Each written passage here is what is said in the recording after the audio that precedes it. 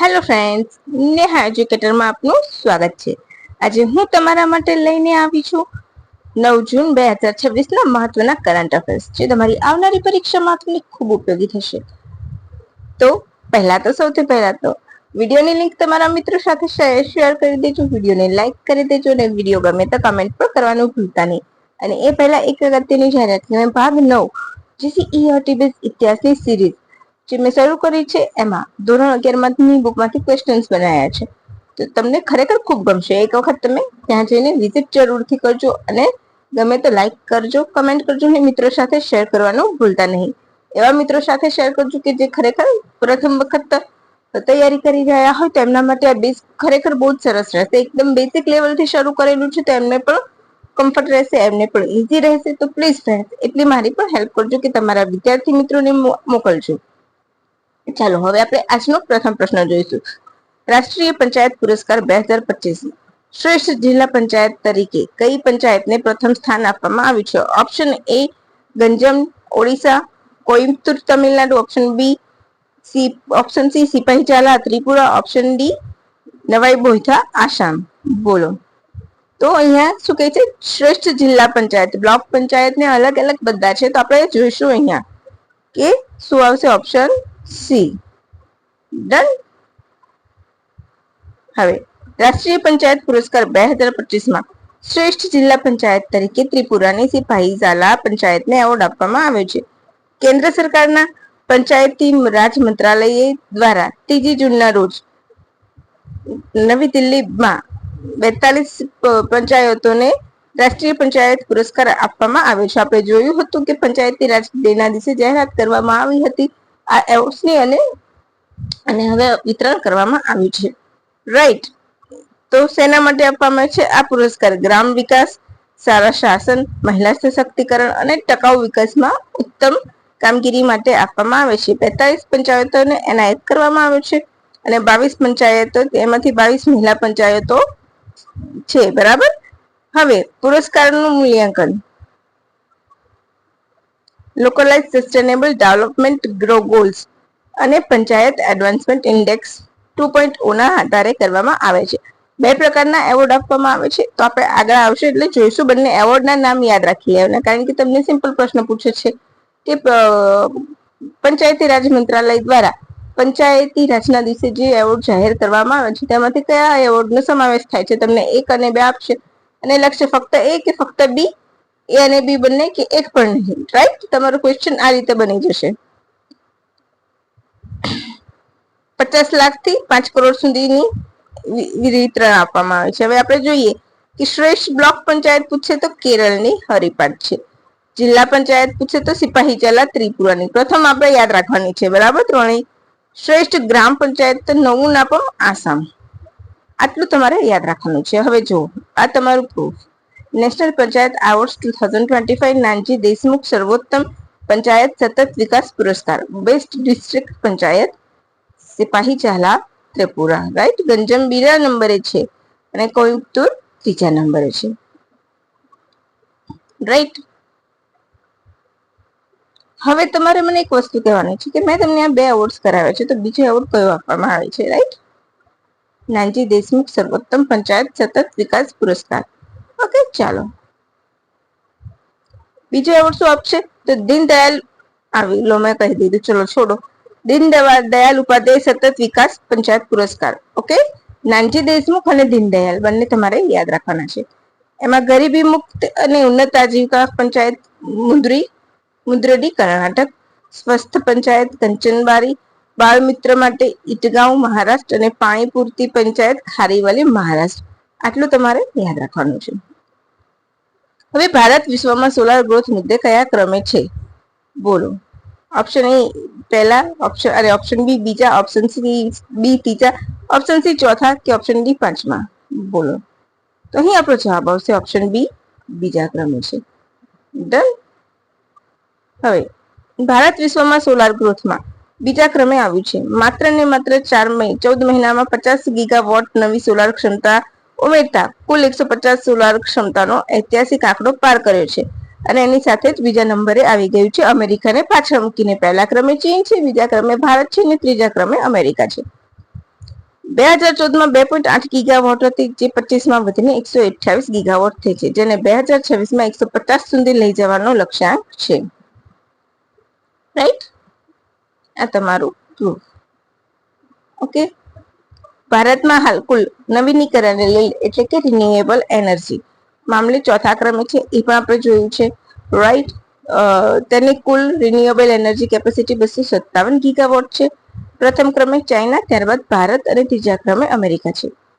હવે તમને ખ્યાલ હશે કે અલગ અલગ યોજનાઓ ચાલે છે, તો આપણે જસ્ટ નામ જોઈએ કે પીએમ સૂર્યઘર મફત વીજળી યોજના, પીએમ કુસુમ યોજના, પીએલઆઈ સ્કીમ, એલએમ કે પછી green energy open access rules, એ બધી એની મહત્વની યોજના છે. હવે નેક્સ્ટ ક્વેશ્ચન, દર વર્ષે વર્લ્ડ ઓશન ડે ક્યારે ઉજવવામાં આવે છે? ઓપ્શન એ 5 જૂન, ઓપ્શન 7 બી 7 જૂન, ઓપ્શન સી 8 જૂન, ઓપ્શન ડી 9 જૂન. તો અહીં આપણો જવાબ આવશે ઓપ્શન સી 8 જૂન. ડન. પર્યાવરણ દિવસ ક્યારે ઉજવાય છે? 5 જૂન. રાઈટ, 7મી જૂન. તો આપણે બધા દિવસ વિશે જોઈ લઈશું. દરેક દિવસ ઉજવવામાં આવે છે, પરંતુ આપણે અહીંયાથી શરૂ કરીશું 8 જૂનથી. દર વર્ષે 8 જૂનના રોજ વર્લ્ડ ઓશન ડે ઉજવવામાં આવે છે, એટલે કે વિશ્વ મહાસાગર દિવસ ઉજવવામાં આવે છે. આ વર્ષની થીમ શું છે? તો reimagine beyond the world, we know the relationship with our ocean. બરાબર છે. હવે આ દિવસ 1992માં રિયો દી સમિટમાં રજૂ થયો તો ઉજવવાનું, અને 2008માં યુએનની જનરલ એસેમ્બલીએ 8 જૂનને વિશ્વ ઓશન ડે તરીકે માન્યતા આપી, અને 2009માં પ્રથમ દિવસ વખત ઉજવવામાં આવ્યો. તો પ્રથમ વખત ક્યારે ઉજવવામાં આવ્યો? 2009માં. યાદ રાખજો. તો આ કયું સંસ્કરણ થયું?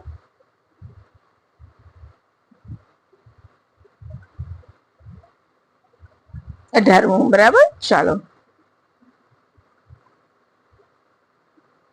આ તમારું પ્રૂફ. હવે તમને ખબર છે 8 જૂન 1936ના રોજ ઇન્ડિયન સ્ટેટ બ્રોડકાસ્ટિંગ સર્વિસનું નામ પણ બદલવામાં આવ્યું હતું, ઇન્ડિયન ઓલ ઇન્ડિયા રેડિયો કરવામાં આવ્યું હતું. એ સિવાય 8 જૂને કયો દિવસ ઉજવાય છે? તો વિશ્વ બ્રેઇન ટ્યુમર ડે ઉજવવામાં આવે છે. આ વર્ષની થીમ શું છે? બ્રેઇન હેલ્થ ફોર ઓલ એઆઈ એજીસ. યાદ રાખજો, વર્લ્ડ બ્રેઇન ટ્યુમર ડે પણ 8 જૂને ઉજવાય છે. આ તમારું પ્રૂફ. ઓકે, પછી 7 જૂન. તો 7 જૂન રોજ નેશનલ કેન્સર સર્વાઈવર્સ ડે ઉજવાય છે. તો શું દર વર્ષે 7 જૂને ઉજવાય છે? ના, જૂનનો પ્રથમ રવિવાર જે પણ હોય ત્યારે એ દિવસ ઉજવવામાં આવે છે. બરાબર છે. થીમ શું છે? Celebration of life. રાઈટ, આ તમારું પ્રૂફ. પછી આવશે 9 જૂન, આજનો દિવસ. કયો દિવસ ઉજવાય છે? આપણે 7 જૂન બાકી છે, પણ 7 જૂન પછી જોઈએ છે. આંતરરાષ્ટ્રીય મહિલા અભિલેખ દિવસ. સોરી, મહિલા યાદ આવી ગઈ. Archives day. Right, international archive day. આ વર્ષની થીમ શું છે? Archives for justice, rights, memory and future છે. બરાબર. આમાં આટલું તમારે યાદ રાખવાનું છે, આમાં વિશેષ યાદ રાખવાની જરૂર નથી. હવે 7 જૂન. તો 7 જૂન ખૂબ જ અગત્યનો દિવસ ઉજવવામાં આવે છે. કયો? વિશ્વ ખાદ્ય સુરક્ષા દિવસ, વર્લ્ડ ફૂડ સેફ્ટી ડે ઉજવવામાં આવે છે. 2018માં યુએનજીએમાં એટલે કે યુનાઇટેડ જનરલ એસેમ્બલીમાં આ દિવસ ઘોષિત કરવામાં આવ્યો હતો, અને પ્રથમ વખત 2019માં ઉજવવામાં આવ્યો. યાદ રાખજો, વર્લ્ડ ફૂડ સેફ્ટી ડે પ્રથમ વખત 2019માં ઉજવવામાં આવ્યો હતો. મુખ્ય સંસ્થાઓ કઈ છે કે જે આ દિવસ ઉજવે છે? તો WHO પ્લસ FAO એટલે કે ફૂડ એન્ડ એગ્રીકલ્ચર ઓર્ગેનાઇઝેશન મુખ્ય સંસ્થાઓ છે. આ તમારી એના વિશે માહિતી છે. બરાબર છે. પછી 5 જૂન. 5 જૂન આપણે સૌએ જોયેલું છે, પણ ફરીથી રિપીટ કરીએ કે વિશ્વ પર્યાવરણ દિવસ ઉજવાય છે.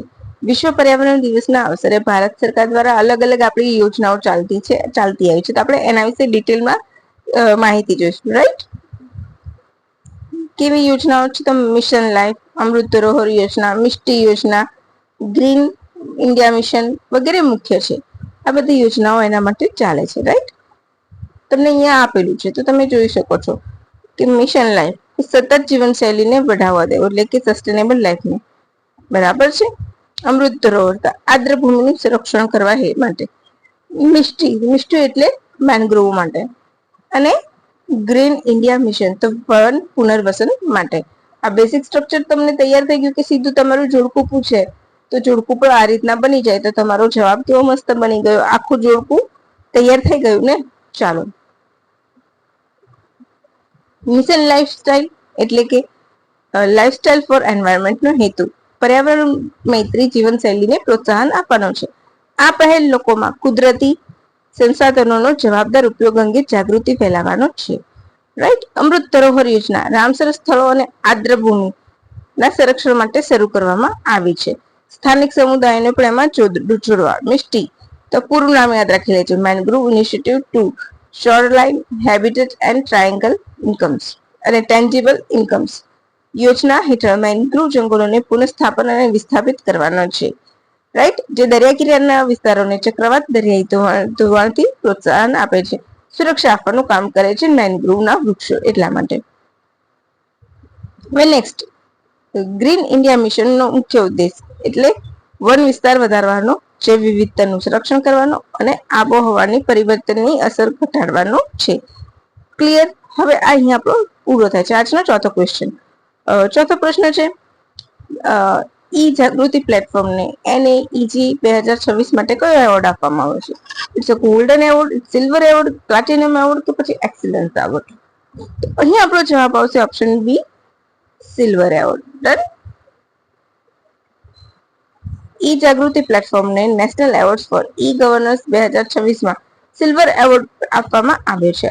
આ પ્લેટફોર્મ ગ્રાહકની ન્યાય પ્રણાલીમાં ક્રાંતિ સમાન અત્યાર સુધીમાં 2 લાખથી વધુ ગ્રાહક કેસનો નિકાલ કરવામાં આવ્યા છે.